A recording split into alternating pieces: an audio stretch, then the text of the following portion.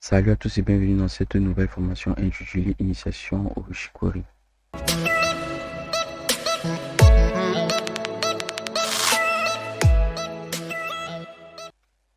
Avant de commencer, nous allons faire une brève présentation de cette librairie.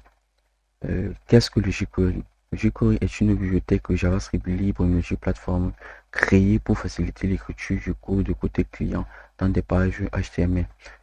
La première version de cette technologie a été sortie en janvier 2006 par John Dresen. Le but de cette bibliothèque étant le parcours et la modification du code dedans. Elle contient de nombreuses fonctionnalités, notamment les animations, la manipulation des feuilles de style en cascade, la gestion des événements et l'une de ses particularités, la gestion des requêtes Ajax de sa signification asynchrone JavaScript. Pourquoi utiliser jQuery? Elle nous permet de faire un gain de temps et en performance sur certaines fonctionnalités. On ne se souciera plus également des compatibilités internavigateurs et des interversions des codes. jQuery résout tout ce problème déjà. Les limites liées à cette technologie. jQuery facilite l'écriture du code JavaScript, cependant, n'est pas un raccourci pour éviter l'apprentissage du JavaScript pur.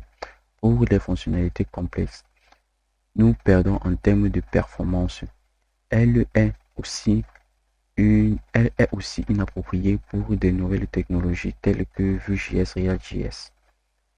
À qui est destinée notre formation? Elle est destinée à tout débutant en programmation web ayant quelques bases en langage JavaScript. Les outils utilisés pour cette formation, nous aurons besoin d'un éditeur de test, notamment VS Code pour le mieux. Comment sera structurée notre formation? Comme plan, dans la première vidéo, nous allons faire une installation de cette librairie. Ensuite, nous allons faire un cru sur les éléments, c'est-à-dire apprendre à créer un élément, sélectionner un élément, mettre à jour un élément et supprimer cet élément.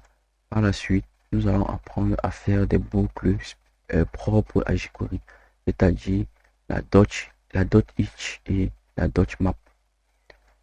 Ensuite, nous allons apprendre à créer des événements, ajouter des événements et à supprimer des événements sur des éléments contenus dans la page HTML.